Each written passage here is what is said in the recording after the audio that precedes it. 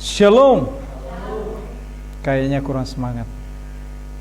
Ini karena baru bangun tidur atau jauh? Maka itu karena semua jauh-jauh, minggu depan kita agak bukan maju, mundur ya.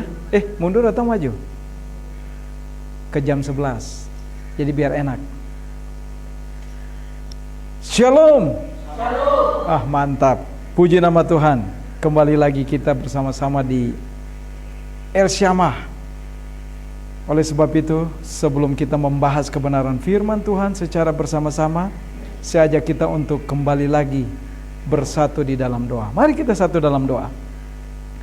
Bapa, di dalam nama Tuhan kami Yesus Kristus, terima kasih Tuhan atas kesempatan yang indah. Kalau kami tahu bahwa hidup ini hanya ada di tangan-Mu. Keberhasilan, kegagalan kami semuanya Engkau yang menentukan. Oleh sebab itu Tuhan, kami pertaruhkan hidup kami ke dalam tangan pengasihan-Mu. Kami utamakan Engkau Tuhan, lebih dari segala-galanya. Oleh sebab itu Tuhan, mari Engkau ambil alih lalu lintas berpikir kami. Berikan ketenangan di ruang hati kami. Ruangan ini Engkau ambil alih Tuhan. Setiap intervensi kuasa yang coba mengganggu suasana hati kami, kami tolak, kami patahkan dalam nama Yesus. Dan kami melarang setiap kuasa yang bukan berasal dari Allah, tinggalkan tempat ini. Kami izinkan Roh Kudus Engkau mau beracara bagi kami, supaya setiap pembahasan firman Tuhan hari ini boleh menjadi pegangan dalam hidup kami, untuk kami dapat menjalankan kehidupan kami di hari-hari yang akan datang. Mari Tuhan Engkau berkati hamba, Engkau berkati jemaat-Mu. Hamba-Mu penuh dengan keterbatasan, tidak lebih, tetapi Engkau Allah yang mampu untuk menjelaskan itu bagi kami lewat karya Allah Roh Kudus. Oleh sebab itu Tuhan, kami pertaruhkan ibadah pagi menjelang siang ini boleh jadi di dalam nama Bapa, dalam nama Yesus Kristus yang telah menjadi Tuhan dan Juru Selamat pribadi kami, dalam nama Allah Roh Kudus yang tinggal dan memimpin hidup kami. Haleluya, amin. Baik Bapak Ibu yang dikasihi dalam Tuhan kita Yesus Kristus, aku mau setia karena Tuhan setia. Ini satu tema yang luar biasa. Memang untuk kesetiaan itu Bapak Ibu kadang-kadang agak sulit, gampang-gampang susah. Kenapa saya katakan gampang-gampang susah? Sebab kesetiaan itu dalam mengikuti Tuhan atau di dalam pekerjaan apa yang kita lakukan, kadang-kadang itu bertentangan dengan hati nurani kita.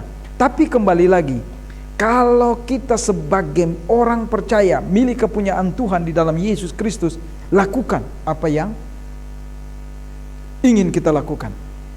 Bapak Ibu, Yesus adalah Allah yang turun menjadi manusia.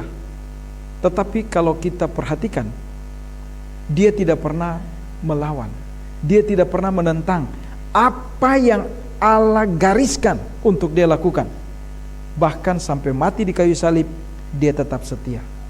Kesetiaan Allah ini di dalam Kristus Yesus, Dia menunjukkan untuk kita orang percaya bahwa saya saja mau menderita untuk kalian. Bagaimana kalian? Dan kesempatan hari ini kita akan membahas bersama-sama dari kebenaran firman Tuhan yang terambil dari Kejadian pasal 39 ayat 21 sampai 23. Kejadian 39 ayat 21 sampai 23 saja. Kita akan baca silih berganti. Yang sudah dapat katakan amin.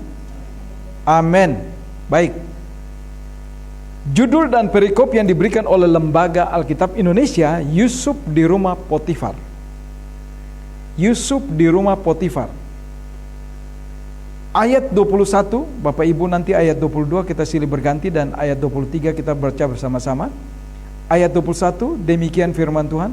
Tetapi Tuhan menyertai Yusuf dan melimpahkan kasih setianya kepadanya, dan membuat Yusuf kesayangan bagi kepala penjara itu.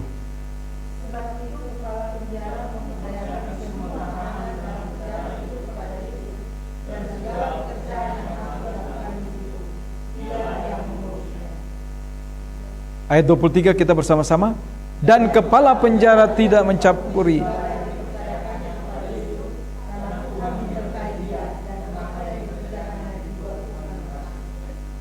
Puji nama Tuhan, berbahagialah kita yang membaca kebenaran firman Tuhan dan melakukan dalam hidup kita hari lepas hari. Bapak Ibu yang dikasih dalam Tuhan kita Yesus Kristus, Yusuf kita tahu ya. Siapa sih Yusuf? Ceritanya begitu panjang. Tapi saya mau katakan buat kita, cerita Yusuf ini, Yusuf adalah salah satu tipologi Kristus. Sebelum Kristus ada, gambaran Kristus itu sudah ada pada Yusuf. Jadi mulai dari dia masih anak-anak, hidupnya tetap bergaul dengan Tuhan. Dan apa yang ada pada dia, dia tidak pernah menceritakan kepalsuan, tetapi dia menceritakan selalu apa yang dia rasakan, apa yang dia alami kepada keluarga dan saudara-saudaranya. Tetapi apa yang terjadi? Semua hal yang dia ceritakan tentang apa yang dia alami dengan kebenaran, tidak ada kepalsuan, dia pun dimusuhin. Orang tua menyuruh Yusuf, ambil persediaan makanan buat kakak-kakakmu. Dia lakukan.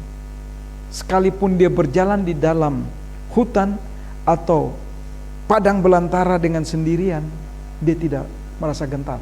Karena apa? Setia. Kesetiaan Yusuf inilah yang dimana Allah melihat bahwa Yusuf ini sangat berharga. Takut Tuhan, semua dia lakukan. Dia lakukan. Dan waktu terjadi hal-hal yang tidak menyenangkan bagi Yusuf, Yusuf tidak pernah berteriak dan merontak. Dia mengikuti. Saudara-saudara ingin merencanakan kematian bagi dia, dia tetap tenang. Inilah gambaran Kristus yang akan datang. Kristus juga setia menghadapi maut. Bahkan dia katakan, ya Bapa, kalau cawan ini harus lalu. Yusuf mengikuti, dibuang ke dalam sumur, dia tenang-tenang saja. Tidak mengalami kecelakaan. Mereka ketakutan. Akhirnya apa? Bajunya pun diambil. Dia tinggal dengan, ya kalau model sekarang ya cuma celana pendek, badan telanjang. Tapi apa yang terjadi? Dia ikutin. Dia dijual, ya dia ikutin. Dia tidak merontak, tidak pernah katakan, kenapa saya harus dijual? Tapi dia ikutin. Inilah kesetiaan. Kesetiaan yang seperti ini memang kalau kadang-kadang kita lihat di zaman ini agak sulit. Gak ada lagi orang mau capek-capek. Bahkan antara jarak aja kita merasa capek. Aduh jauh banget ya. Gitu ya. Di mana kesetiaan kita? Tapi Allah menuntut itu sebagaimana Yusuf. Oleh sebab itu kesetiaan yang kita akan pelajari di sini. Aku mau setia karena Tuhan setia. Mari kita belajar dari Yusuf. Yusuf diperlakukan dengan tidak adil dan benar oleh tuannya. Siapa? Potifar. Ini yang pertama. Kita lihat ya. Dia di dalam rumah, tapi dia disuruh melakukan hal-hal yang tidak berkenan bagi Tuhan. Pertama bagi Tuhan. Dan apa? Memang kalau kita lihat daya tarik antara lawan jenis itu bisa membuat kita tergoda. Ini hati-hati. Kalau Bang Nafe, Agnes belum berumah tangga, gak apa-apa. Kalau melihat ya, aduh, cowok itu ganteng sekali ya. Ini sesuai dengan kriteria saya, gak apa-apa. Doakan. Iya kan? Doakan, siapa tahu orang itu datang samparin. Siapa namamu? Agnes, gitu ya. Saya Tom John. Wah, gak ada salah. Iya kan? Yang penting apa? Kita setia sama Tuhan. Apa yang kita mau Tuhan berikan. Begitu juga Bang Nafe. begitu melihat, jangan kayak saya ya. Saya dulu minder. Anak pejabat pun samparin, saya usir pulang. Akhirnya dapatlah Ibu Ros, anak-anak yang sederhana, yang hidup apa adanya. Begitu ya Ibu Ros ya? Jadi Ibu Ros bersyukur, Payan mau dengan Ibu Ros. Iya, malam-malam datang. Alasannya apa? Saya ingin belajar pelayanan. Saya bilang ini jam berapa? Ajudannya 2 mobil di luar. Aduh, saya bilang, nanti kalau mau tanya, nanti habis ini ya kita cerita panjang lebar. Siapa orangnya? Nanti saya kasih tahu. Tapi saya mau kasih tahu, setia seperti Yusuf. Yusuf tidak tergoda, sekalipun istri Potifar udah tanpa busana. Dia katakan, saya tetap takut Tuhan. Tapi hati-hati kalau kita yang sudah berumah tangga, begitu lihat daun muda di luar, lalu terus di rumah daun apa? Daun kering. Hati-hati, Ibu Ros kayaknya masih daun muda aja nih. Gak boleh itu, gak boleh. Kita mesti belajar setia, karena apa? Janji dalam pernikahan apa? 2 bukan lagi 2, tapi susah senang harus jalanin sama-sama. Kalau kita mau raih berkat, itulah kesetiaan dalam janji pernikahan. Tapi kalau mata kita, maka itu BPJS melarang. Yang tidak dijamin oleh BPJS, penyakit-penyakit tertentu. 1, mulut suka ngerumpi. 2, mata keranjang. Itu penyakit-penyakit seperti itu nggak ditanggung sama BPJS. 3, kaki tukang jalan, nggak ditanggung.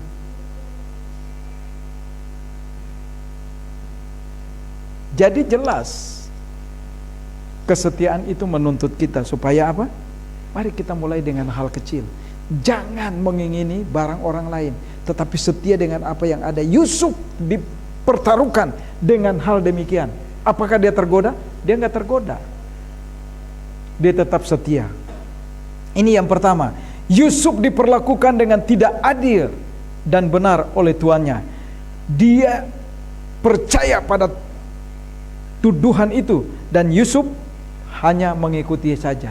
Yusuf bisa membela diri enggak? Yusuf tidak mau. Maka itu ada orang katakan apa?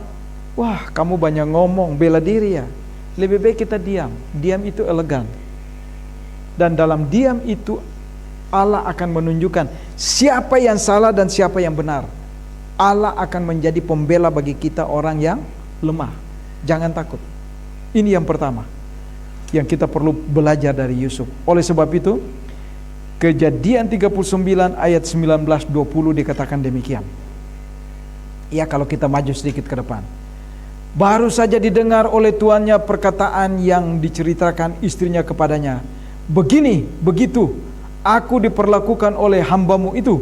Maka bangkitlah amarahnya. Lalu Yusuf ditangkap oleh tuannya dan dimasukkan ke dalam penjara dan dikurung. Ini penjara yang paling sadis. Jadi kalau dilihat saat itu, bagi pembesar-pembesar Mesir, mereka punya penjara itu kalau orang sudah masuk di situ tidak ada ampun. Ya Yusuf ikutin aja, silakan. Mau masuk, masuk aja. Tapi Yusuf tidak sendiri. Dia selalu melibatkan Tuhan dalam setiap problem permasalahannya. Itulah yang menunjukkan aku mau setia karena Tuhan tetap setia bagi kita. Ini yang jelas. Dia tidak ada yang dapat memperbaikinya, maka dia dihukum. Dia tidak membela diri, tetapi dia mengikuti apa yang dilakukan oleh tuannya. Ini sesuatu yang luar biasa. Ketulusan, ketabahan, bahkan kesetiaan inilah yang menjadi contoh bagi kita, yang ingin kita pelajari dari Yusuf, bahwa dia tidak pernah mengeluarkan sepatah kata pun untuk membela diri. Mazmur 105 ayat 18 demikian firman Tuhan dikatakan, mereka mengimpit kakinya dengan belenggu, lehernya masuk ke dalam besi.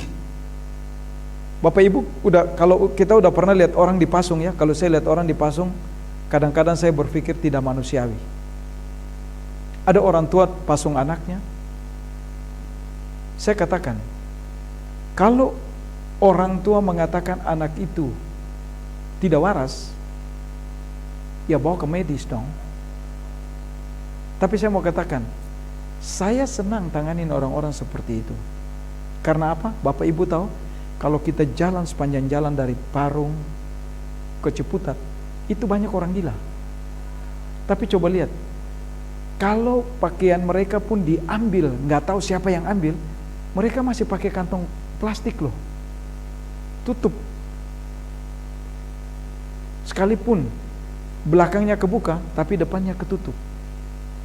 Berarti dia masih punya akal sehat nggak? Lalu di mana kita bilang dia sakit jiwa? Bapak Ibu, ini yang banyak terjadi. Maka itu kalau kami suka jalan, selalu ada pakaian bekas di mobil. Berapa kali kami ketemu, kami kasih. Begitu ketemu lagi, kami tanya, yang kemarin kemana? Diambil orang. Coba, pakaian yang dia pakai aja masih bisa diambil sama orang. Tanya lapar, kasih uang dia nggak mau. Tapi kalau kasih makanan dia mau. Coba deh, Ciputat itu banyak.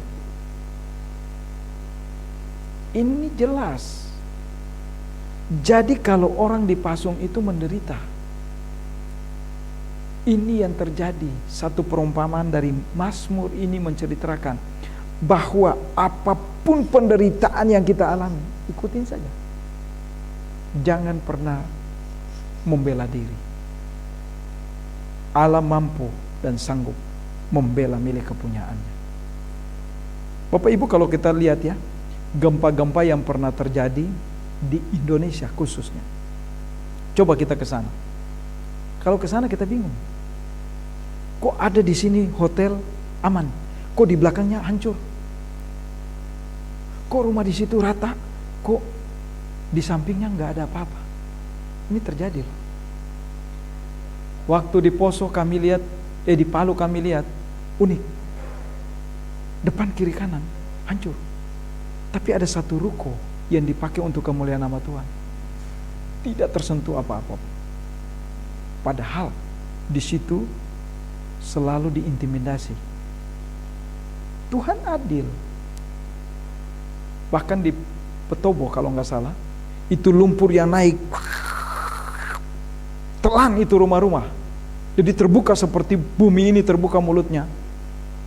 Satu klinik kecil, itu tidak disentuh oleh lumpur. Begitu sampai di pagar, itu lumpur pecah kiri kanan, masuk ke jalan keliling. Tapi dia di tengah-tengah itu aman, dan di dalamnya bersih. Kenapa itu terjadi? Nah, kita perlu belajar bahwa orang yang takut akan Tuhan akan aman. Tapi kembali lagi, kesetiaan kita yang dituntut. Aku mau setia seperti Tuhan setia. Tuhan itu setia kepada kita sekalipun kita tidak setia. Jadi mari, lakukanlah yang terbaik untuk kemuliaan nama Tuhan. Seperti Yusuf.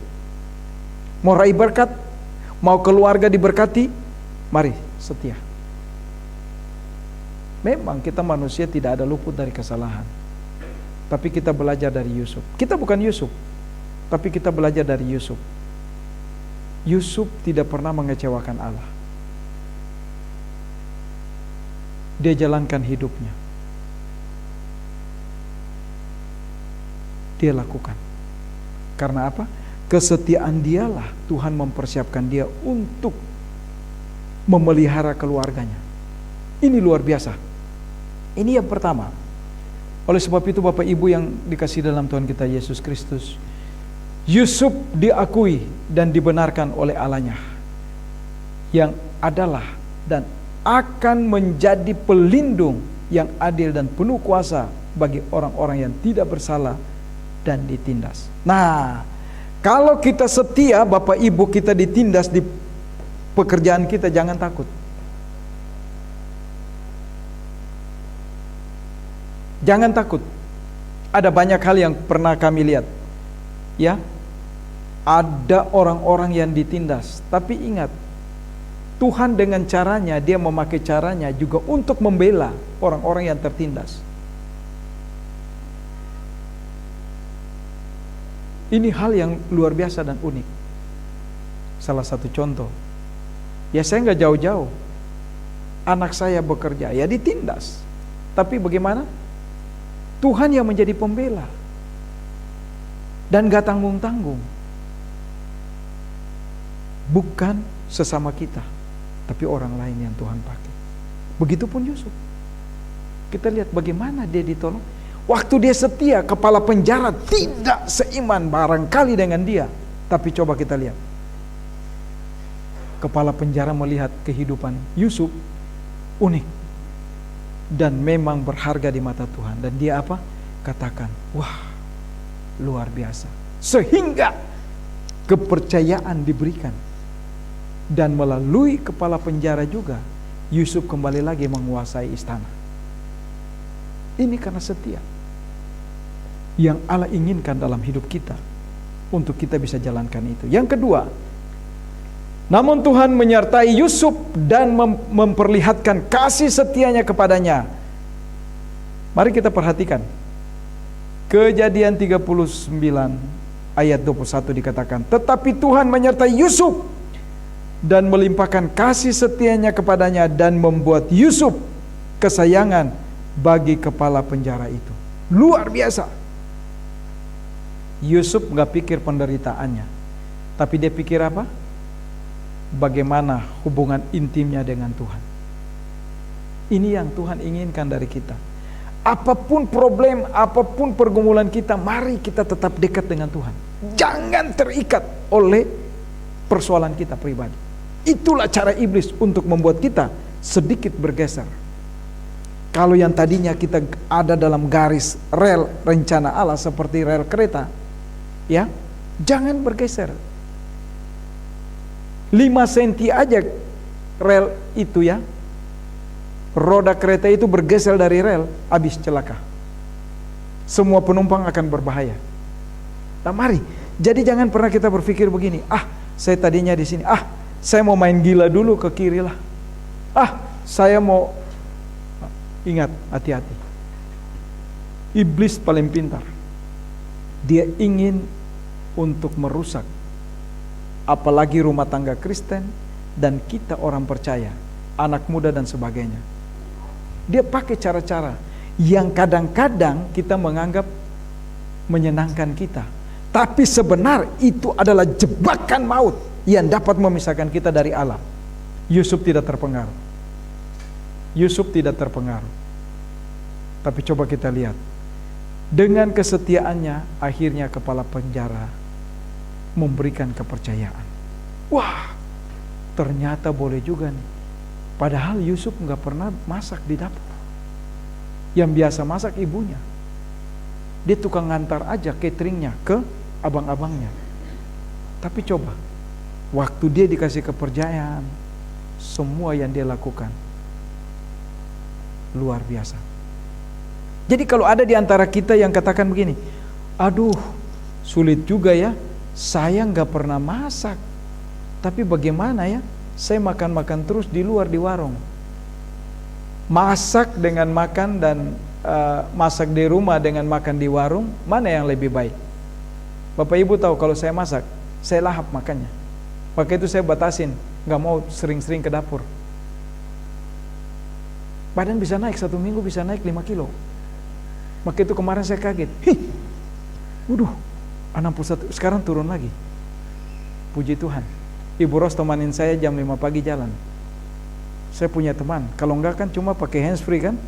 Tapi ada temannya, jadi ya saling ngoceh-ngoceh lah. Begitu capek, 5:30 jam 6, bagaimana non? Kita sarapan dulu, sarapan. Lihat di pinggir jalan ada yang bisa dimakan, makan. Nasi ulam, gitu ya.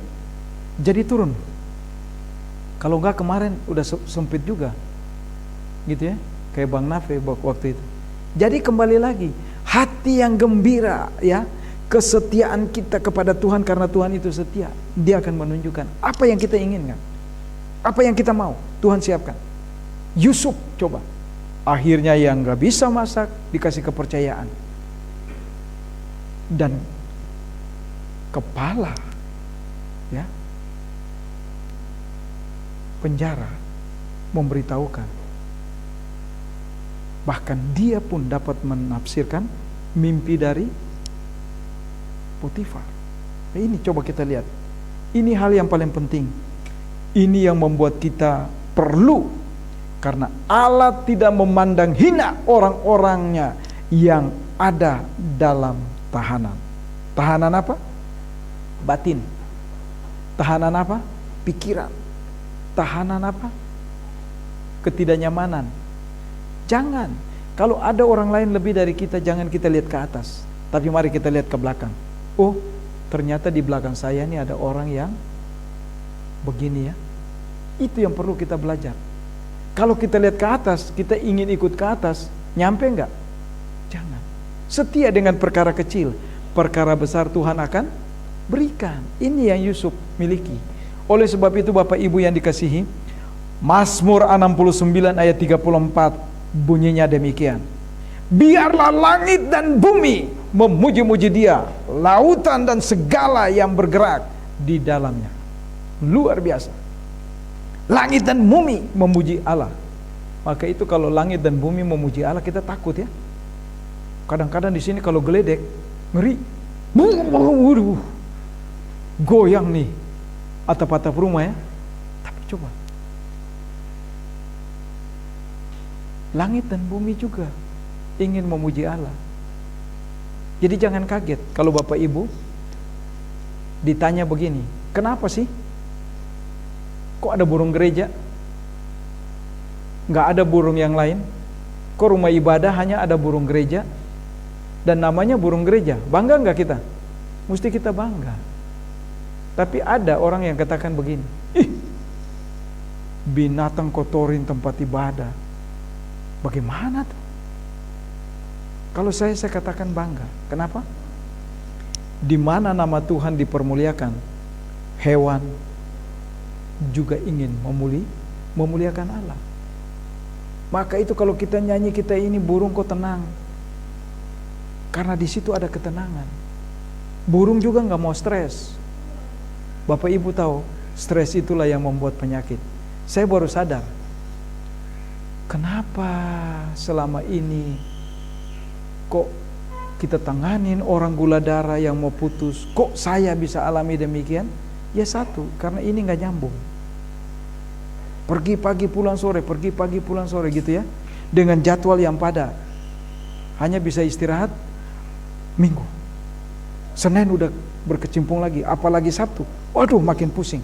Tapi itulah menjalankan hidup. Dan Tuhan memang izinkan itu terjadi. Supaya apa? Setia nggak nih Naman? Atau kembali lagi dengan pergumulannya? Saya belajar dari Yusuf. Firman Tuhan ini mengingatkan saya bahwa memang Yusuf segala-galanya. Yusuf manusia biasa, saya manusia biasa. Saya bukan Yusuf, tapi saya mau belajar setidak-tidaknya seperti Yusuf. Sekalipun jatuh bangun, tapi saya tetap belajar. Ini yang Allah inginkan. Bapak Ibu, ini paling penting. Oleh sebab itu, orang-orang yang memiliki hati nurani yang baik di penjara memiliki Allah yang baik di sana. Jadi ingat Bapak Ibu, ingat. Kalau kita nggak pernah tahu bahwa Allah ada di dalam kehidupan kita, perhatikan aja. Waktu kita lakukan sesuatu yang tidak baik, hati kita bergejolak, jangan lakukan itu. Itu jadi bencana nanti. Waktu kita lakukan itu, bisa saja bencana terjadi dalam kehidupan kita, bahkan keluarga kita.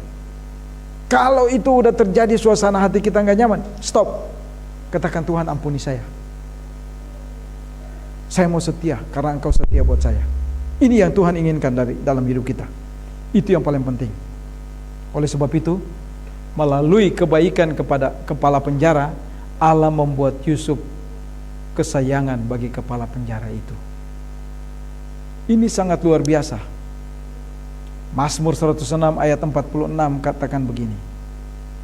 Diberinya mereka mendapat rahmat dari pihak semua orang yang menawan mereka. Siapa yang dapat menawan kita? Iblis. No way. Kalau kita setia, karena Allah setia, dan barometer kita hanya ada pada Yesus, jangan pernah takut. Jangan pernah takut. Kejadian 39 ayat 22 dikatakan, kepala penjahat melihat bahwa Allah menyertai dia dan bahwa segala sesuatu berhasil di tangannya, dan oleh karena itu mempercayakan kepadanya pengaturan urusan penjara. Coba tuh. Jadi dia udah bebas. Bapak Ibu, kalau Bapak Ibu melayani di penjara, nanti lihat ada orang yang bebas, kok bisa keluar, bisa masuk, bisa keluar. Inilah satu kepercayaan yang juga didapati oleh Yusuf. Karena apa? Dia setia dan kepala penjara melihat bahwa Yusuf, Allah di pihak dia. Diberikan pekerjaan yang besar. Dan Yusuf mempergunakan itu. Bukan sewena-wena, tapi dia menjalankan itu dengan sukacita, sesuai dengan apa yang Tuhan inginkan. Ini luar biasa Bapak Ibu. Yang terakhir, saya ingin kita sama-sama membuka Filipi 1 ayat 12 dan 13. Filipi 1 ayat 12 dan 13. Mari kita baca bersama-sama.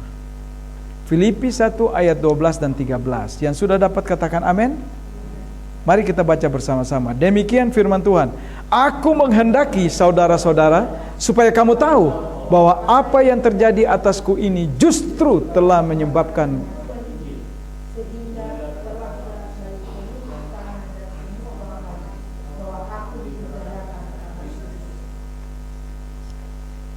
ini. Kembali lagi Paulus.